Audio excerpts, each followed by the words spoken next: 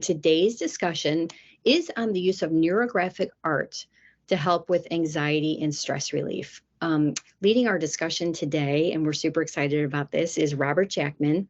Robert is an LCPC and is at Robert Jackman Psychotherapy. He is a psychotherapist in a private practice in St. Charles, Illinois, and he has also written 3 books, Healing Your Lost Inner Child, along with a companion workshop, as well as Healing Your Wounded Relationship. He sold over 25,000 books worldwide, and his work will be translated into 7 languages. All are available on Amazon. You can follow his YouTube channel, The Art of Practical Wisdom, and contact him through his website, which is also The Art of Practical Wisdom. I am going to be putting that information in the chat too, so I should have said that up front, so don't worry about writing that down. That will be in the chat, so you can find all of his information there. And our second presenter is Sherry Hunt. Sherry, who some of you probably already know Sherry, she is a Living Well art instructor. She teaches many classes at Living Well, and she does chairside art.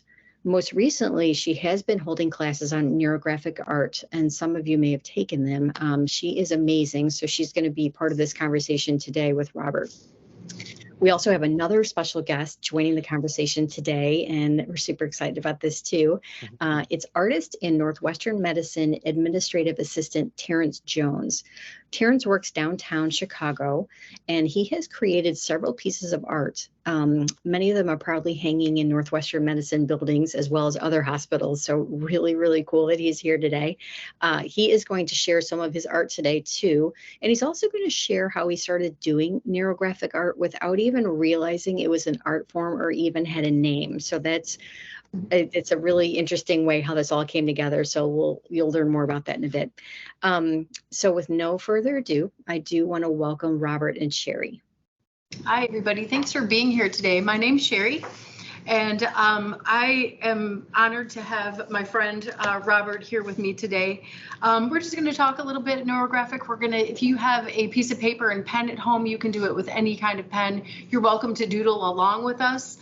We will be doodling as we're talking. So we're showing our faces now, but we're going to switch in a little bit and just have you either get lost in what our flow is, or you can be doing it while you're listening. That's great.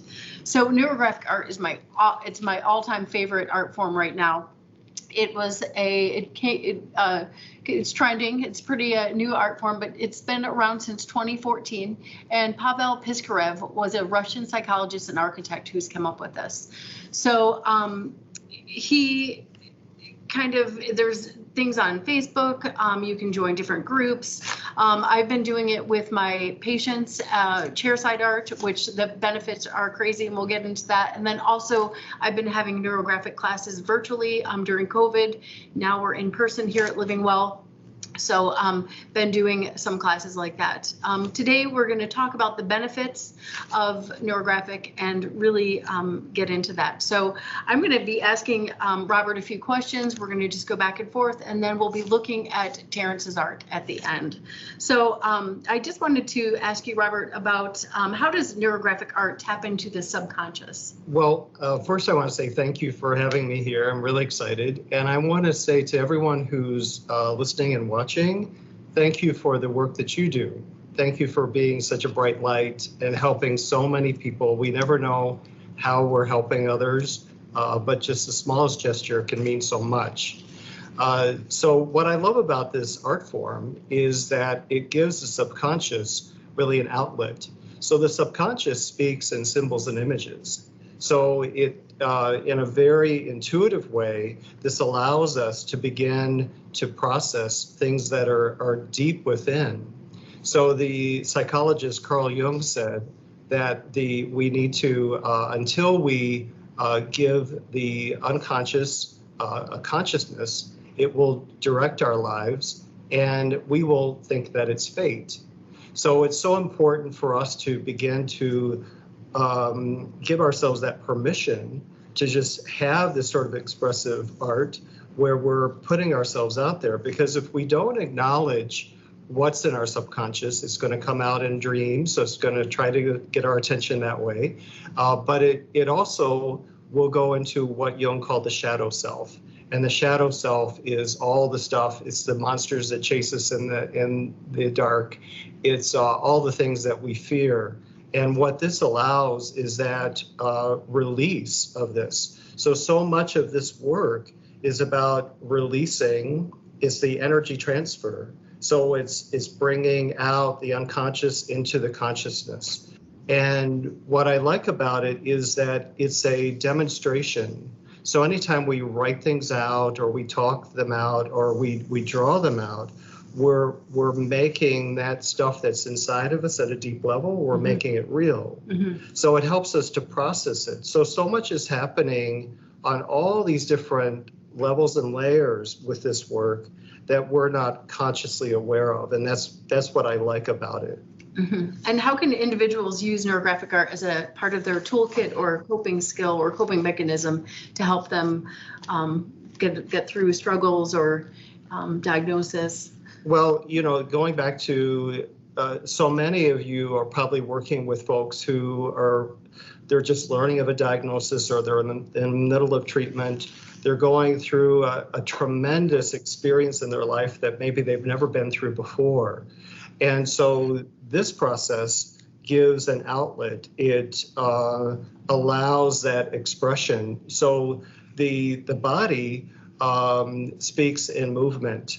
So this is really a mindfulness movement that you're doing. So anytime we focus our mind, it's a meditation. So that's all meditation really is a focusing of our mind. We're focusing our intention. And I know Sherry's going to get into the process of using neurographic art and how to do it. But what I'd like to say is to not overthink it. So what I do with these sorts of processes is I don't explain it too much to someone that I'm working with. Because when we do that, they go into their thinking mind, their logical mind, and I don't want them there. I want them to stay heart-centered. So it's just about, let's just start. And so give them a piece of paper, you have a piece of paper, and you just start drawing, and this is how we do it. And you're just going through the process. So you're not over-explaining it, you're just like in the process, in the flow. And the reality is that the art that you're creating, you're modeling that for the person you're working with. So you're in it with them. So it's an immersive experience. So they're seeing you do it and you're like kind of screwing up or whatever. And they're like, okay, I guess I can do it too. So that's how we need to model behavior for people, giving them permission, because so many times people have performance anxiety. They have idea of perfectionism. They have an idea like, oh, I need to create this. Not all of us are great artists like Sherry or Terence. So, they have this sense of like, I have to make it beautiful to put it on the refrigerator. And it's like, that's not what this is about. This is about an experiential process where you're releasing and you're letting go. Right. So it's just diving into that deep pool. Right. So there are people that, start neurographic art and they have that resistance, and you can kind of see them, getting a little nervous and all of that. So that resistance and also that inner critic that we come to with class, right? So really, like you said, just having it come from the heart. So the inner critic is always with us on our little shoulder. This is a great art form to, just do it at night before you go to bed, turning off that chatter of the day, just lighting a candle, having a cup of tea. So you're home right now. So if you have a cup of tea with you, or just, your Yeti, whatever it is, and you have a piece of paper and pen, I'm going to switch the camera so it's on our hands, and you're going to see how it works and be able to just watch us or take this and put this in your toolkit. Okay, so I'm just going to switch this really quick.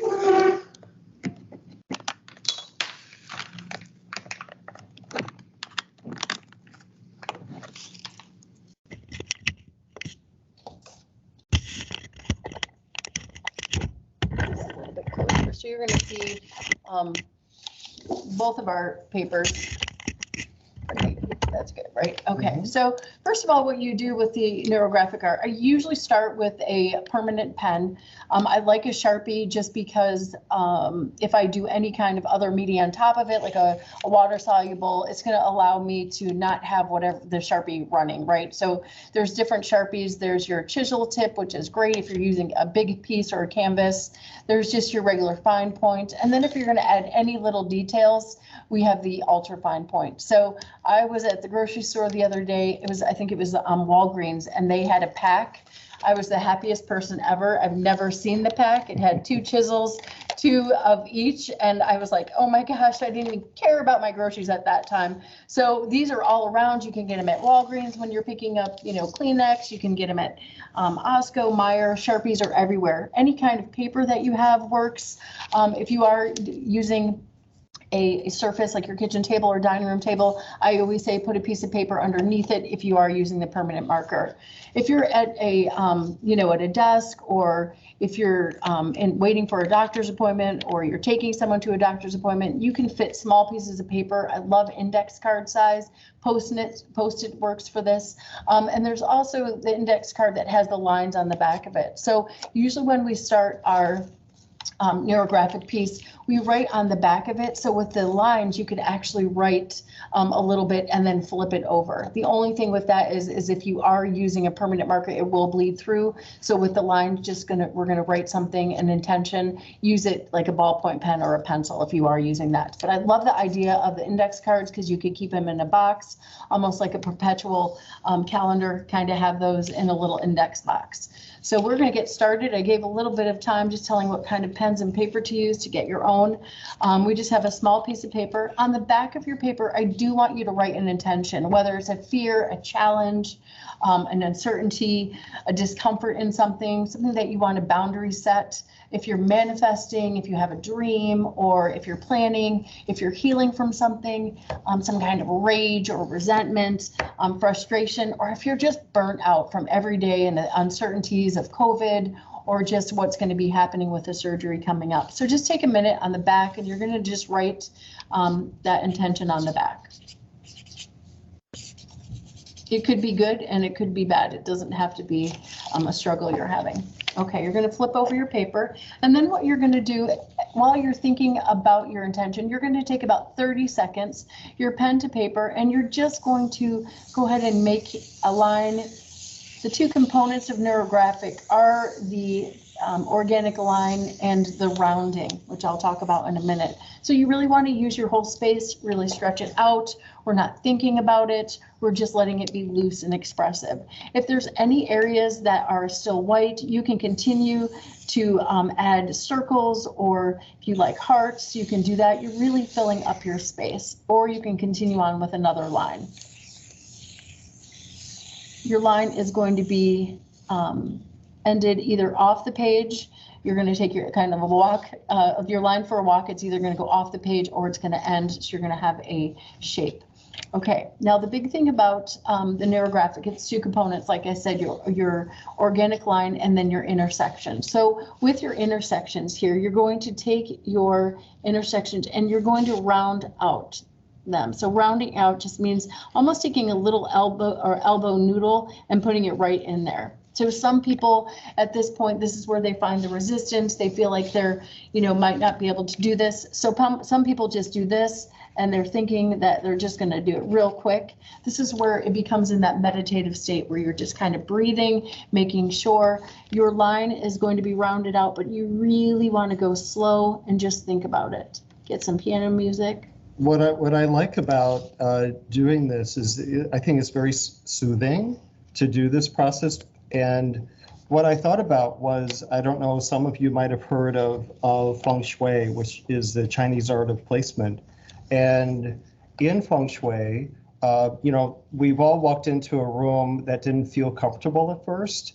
We're like, what's going on with this space? Or we walked into other spaces where it felt immediately inviting and comfortable. So in feng shui, what we do is we use plants or crystals or furniture to smooth out the corners. So corners in feng shui is where energy gets stuck. And essentially that's what neurographic art is doing. We're smoothing out the corners. We're making the flow easy.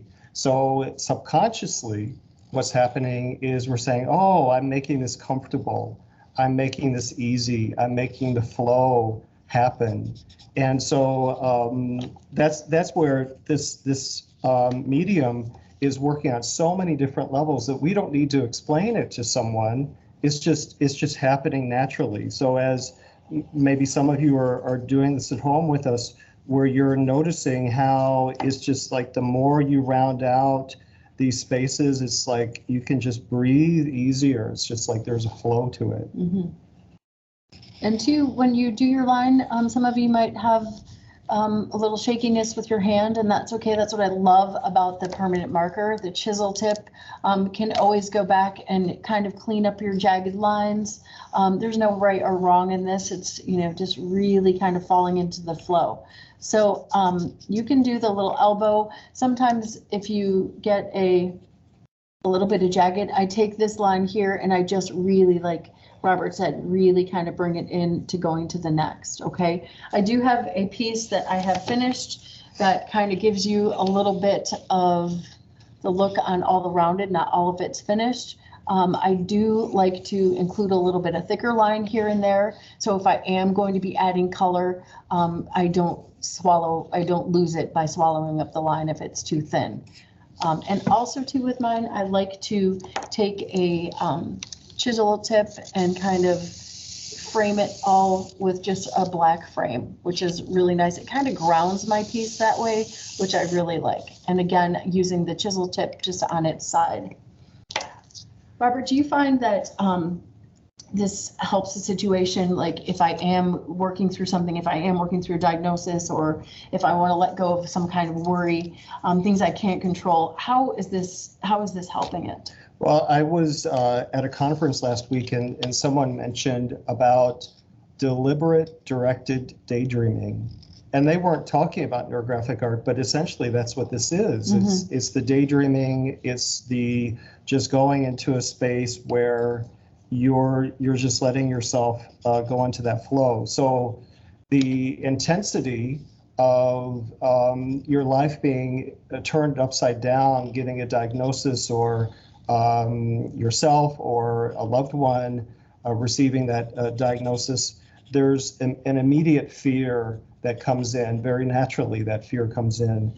And so this process, what we're doing is we're making what might be chaotic in our outer world, we're making, well, I can control this right now. Mm-hmm. What's going on in the paper, I can control this. I can fill in and make these spaces curvy and flowing. I can't control the process necessarily, but I can control how I'm looking at the process, mm-hmm. how I'm experiencing it.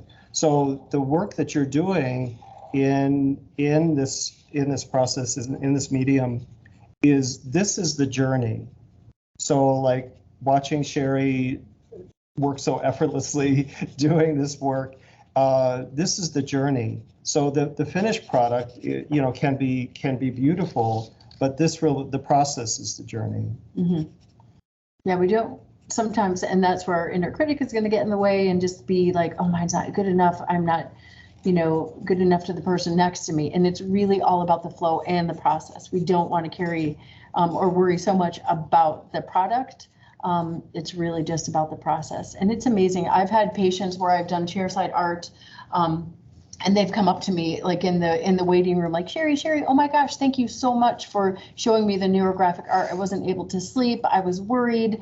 I'm on all day for my kids, but yet I can do this, you know, 15 minutes before I go to bed, and I can really get a good night of rest.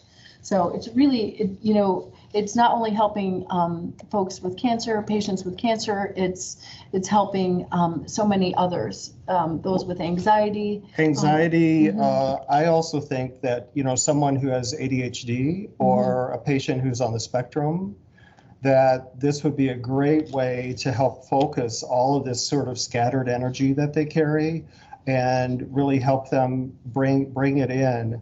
So like what we're doing this as we're talking. And that's really effective for teenagers or people on the spectrum or ADHD folks, because a lot of times they have a hard time with direct eye contact during communication. And so this gives you both, the practitioner and the patient, a focus to do. So it allows you to kind of like drift into that space. Mm-hmm. So someone who's like highly dysregulated, who just doesn't know what to do with everything they're feeling, this would be a great way to help them, like, get into that zone. Mm-hmm. When you're finished with your curving and your lines, you can start to fill in some of your spaces with different lines, doing, black and white, little checkerboard. I love the lotus pod, so I always add circles. And then I dig my negative space and I color it in black. You can also add color. The main thing about Neurographic too, you want it to be meditative, so you want it to kind of have that flow. So some people will take, this little bit and then color that in and do the lines. I really want you to finish the whole idea of rounding first and then doing the next layer, whether it's, filling in some of your spaces or filling in with color. Now I can always go back to, if I start a little bit of color, I can always add some lines to this afterwards. If I feel like this is too much of a big purple space, I can do that. If I'm thinking about something and I'm manifesting and I'm dreaming, I can think about adding some different things into my shape. I do have a patient who the prompt was a broken heart. And this was her neurographic art at the end of it. So you can see the lines creating the brokenness of the hearts, but yet look at the light and the growth around it with what she added as far as her doodles and details and layers. She also did one using a spiral line, and then inside of it, that's where she did the neurographic. And I love the idea of a mandala doing the neurographic, kind of working from the inner and kind of having it release. She released with all these little spirals, that continuing ever-changing line, and just the piece that she found in this is really great with the lotus flower and the repeating lines. So you can do a lot of things inside of your shape. I did talk about the mandala. Here's another example of this. And this is just taking 8 different shapes of circles, like concentric circles. You'll get your shapes on. If you don't have a compass at home, everyone sometimes worries about that. Just use a mug, a paper plate, a saucer, a bowl, and get your circles on. And then you just have your lines. And then within your lines, that's when you're just gonna kind of start in the center and release out. And inside I kind of did a little doodle. So there's a lot of different things that you can do with the neurographic art. And then, like I said, I really like to add color. So you can do something like that just with markers. You can use crayons, watercolor, anything that you have at home, right? It's not anything about going out and saying I can't do this because it's not what I have at home. If you don't have watercolor, you can use food color and, really make it something that you can do. And it's great if you want to do it with a family. It's a great way to bring people together. Yeah, I think another process that you can do, I talk about in my work and in my books about symbolic letters. And so this process is where you're writing a letter to, you could be writing it to whatever illness you're going through, or a family issue, relationship issue. So you're writing fast and furious. You're contacting within yourself, contacting with all of these emotions. And so that's a lot of intense work. And so afterwards, you could actually do this after you've done those healing symbolic letters, to just deepen the work and to give your mind a little rest. Like I normally say, to take a walk afterwards or whatever. The other thing that you can teach folks to self-regulate in the way of before, during, and after, for them to check in with themselves as far as let's say 0 to 10, how they're feeling right now. Let's say 10 being really intense, so that they could say, well, I'm feeling 8, I'm really anxious. And so that's the measurement before getting into doing this art, and then have them do the artwork and do this process, and then check in and say, okay, well, how are you feeling now after you've done this? and teach them about self-regulation, teach them how they can use this as part of a process to help go deeper. Mm-hmm. And I love that idea too. I've done it with a migraine, starting with a migraine, and then just feeling the tension and everything kind of release. Mm-hmm. Same thing with your stress, really feeling that from the beginning to the end. I love the idea too, like you said, Robert, about writing a letter about it. You can also include words in your art if you are looking for peace, if you're looking for love. After you do some color, you can write those words and have those symbols within. So it's not just about doodling. You can actually put those words on paper. If I'm feeling pain, I can create a line of, just a hard line. It could be red, it could be zigzag, whatever that feels to you, and just kind of get it out with that expressive line. So you can have that, the curvy, if I am making a line and I'm thinking about something, really starting at the center and really going off. That idea of your line going off the page is going to allow you to let go of your fears and let go of your worries and just kind of go off the page. And remember, we haven't said anything about breathing. We all forget to breathe. Really breathing through this exercise. Meditation is all about breathing. This too is all about breathing, hearing yourself inhale and then exhale. So you can easily take 6 breaths or breaths in through your nose to the count of 6 and releasing through your mouth through the count of 6. So you could begin, set your intention and then just begin that breathing process as you're now getting into this work. And then that's going to really regulate your physiology very quickly. So it's a great way to kind of check in with yourself and give yourself that little breathing space. So we're spending time doing this now, but I'm wondering if someone can, let's say, start this and like what you're doing, then check in later, like throughout the day, they have 5 minutes or whatever. Mm-hmm. And it's like, okay, I have 5 minutes is, almost like a meditation. Right. A quick meditation. Right. I think that's a great point. Sometimes we have to run and go get the kids. We have an appointment, whatever we have, we're in a hurry, right? So I say to people, if you leave it out on the table, you'll come back to it. Mm-hmm. So rather than tucking it away in your briefcase or putting it in your, composition book or your sketchbook, have it out. So it's there, it's inviting. It's almost like an embrace for later in the day when you're going to really want it. And it could be a little place on the dining room table. You don't have to have create an art space. It's just a little space for you. Put a candle, know that that's going to be there for later.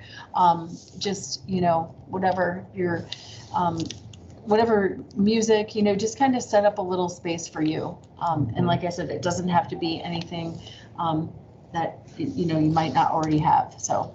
Yeah, I think that so many people want to do things right. Like we were talking about the inner critic before. And it's just giving yourself that permission to let this go, knowing that again, this is the journey. So we're going through the journey of creating the art, of expressing ourselves. And what I find is that people are processing as they're drawing.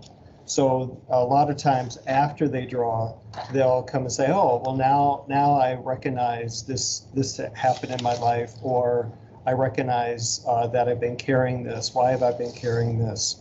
And so what they can do is then go back to, like I wrote hope on mine, they can go back and say, okay, well now, what's your relationship to that intention that you set when you began this work? So it's another way to use it as a tool with helping a patient sort of go through and say, let's say they wrote fear down there or something. It's like, okay, well, what is your relationship now to fear? Because so much of our healing revolves around perspective. And when we lose perspective, that's when we really get in the weeds, and that's when we become very disconnected from ourselves, and we just enter into a place of fear.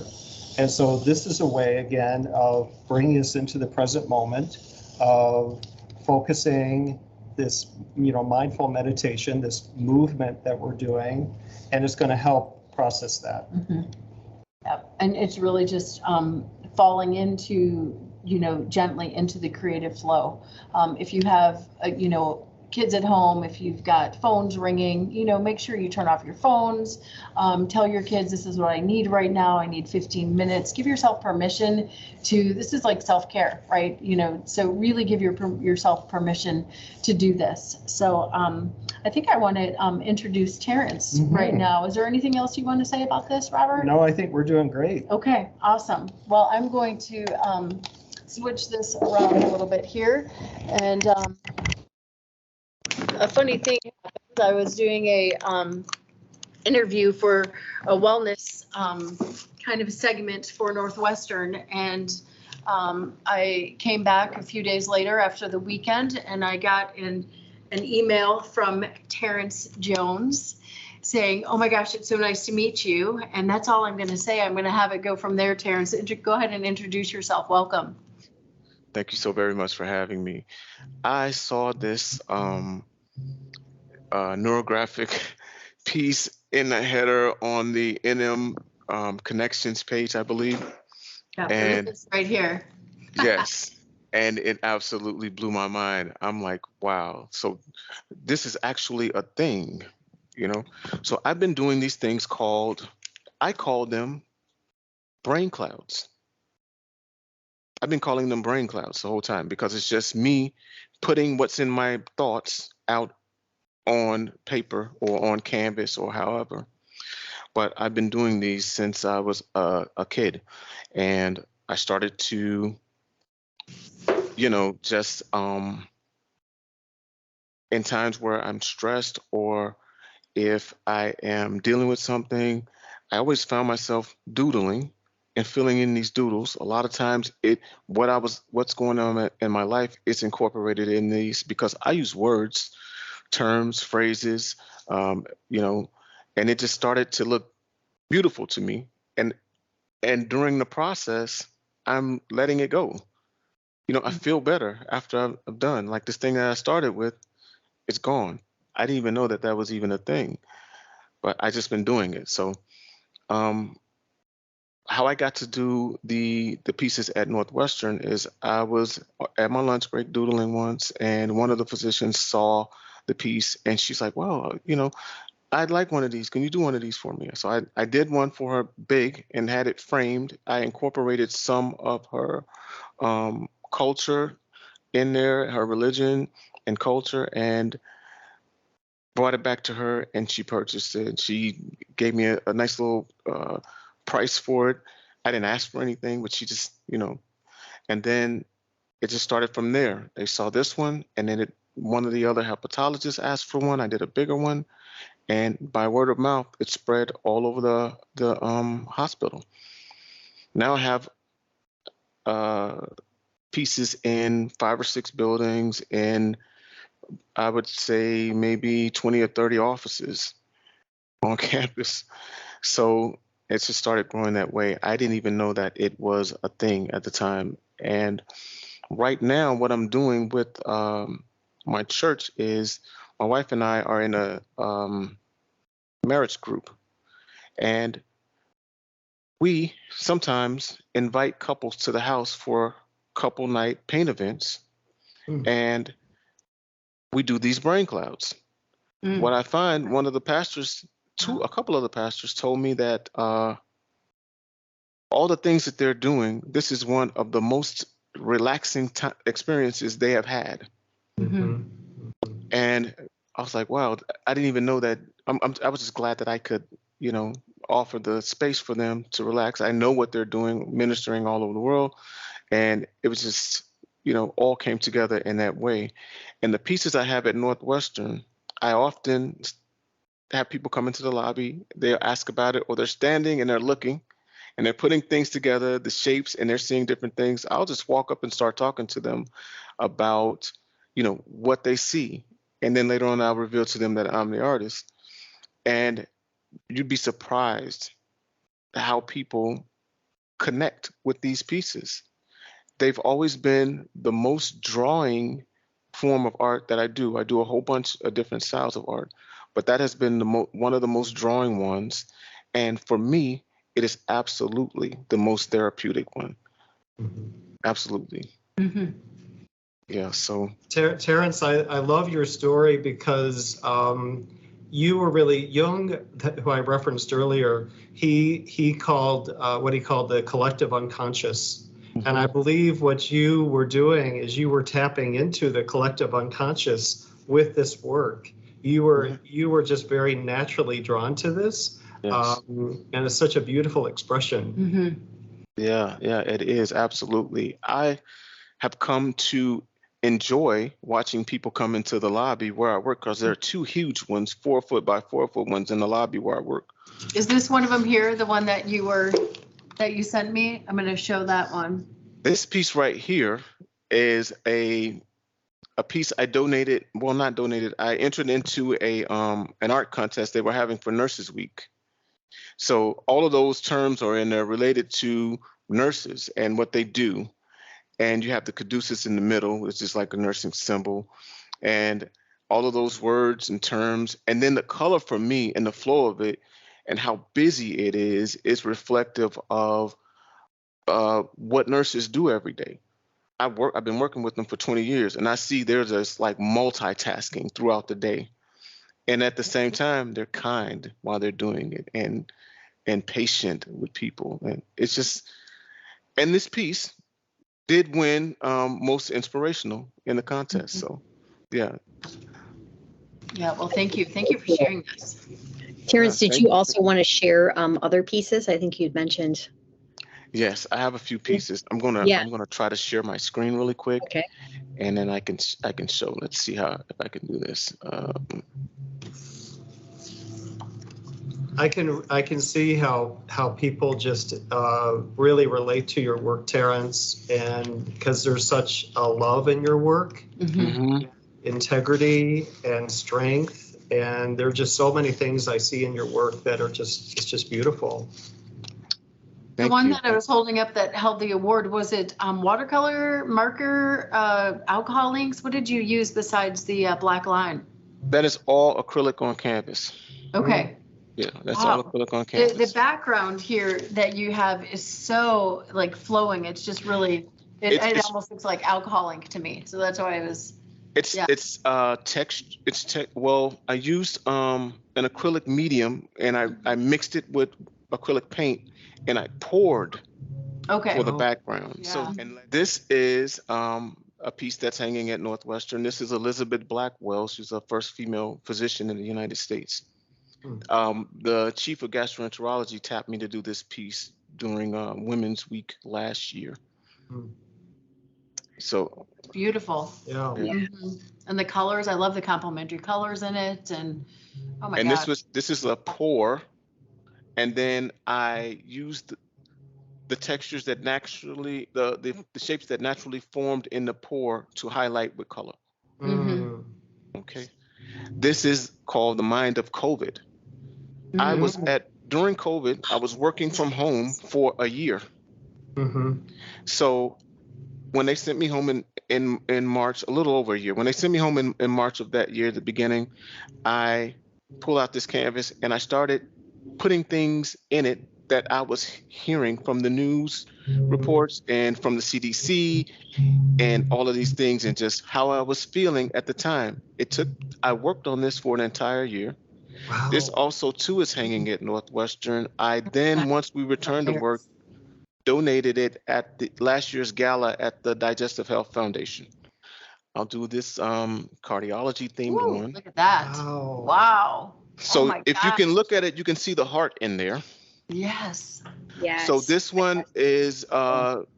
Vorovich. She's a heart surgeon here at Northwestern, commissioned me to do this piece, and she gave me some personal things she wanted in there, like her children's names and stuff like this. But for the most part, she just let me go. Yeah, and I had a whole bunch of fun creating this one. This is a neuroradiology themed one that is now at Northwestern in the neuroradiology department lobby. Oh, I'm going to view it and zoom out a little bit. Look at this. love the color. Oh my gosh. Yes. Oh, wow.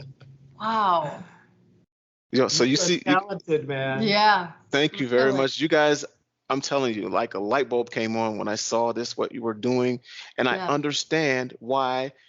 I come to work, I get to work at the time I get 8:30, sometimes 9 o'clock, and people come up earlier.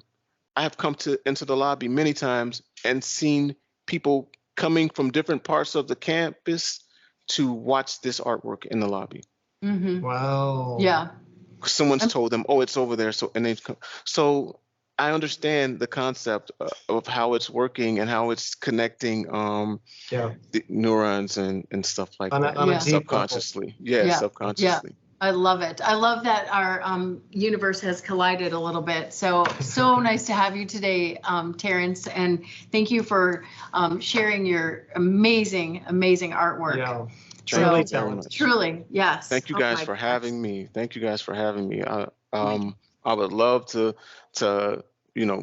find out more about you guys' program. If I could be involved in any way in the future, I would love to be a part of it. Oh my gosh. Yes, indeed. We'll be in touch, my friend. Thank you so Absolutely. much. Absolutely. So we're going to do a little wrap up. Before we do, I want to just mention the books that Sue mentioned early on that Bob has written. He's a psychotherapist, but also an author.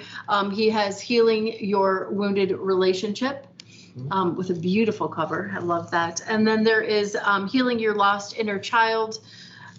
This one with the Karen on top of it. I love the rocks, the balance. And then it has a workbook that goes along with it. So my books, there's a lot that's packed into my books. I really think of them as working books, meaning that I give a lot of examples and stories, but I also give exercises in the book. So a lot of their comments on Amazon are like, be prepared to work. But it's my idea that you get something out of this time that you're spending in enhancing yourself and bringing some healing into your life. Mm-hmm. And all of those are included. The information for that to get any of those are in the chat room that Sue has provided. So thank you everyone for coming today. Thank you, Robert, for being here. You're welcome. Thank you all. Your words, and Terence, and thank you for sharing your art. And thank you for taking the time, all of you, to be here today and make a neurographic part of your life, hopefully. So enjoy and have a wonderful day and a great weekend to all of you.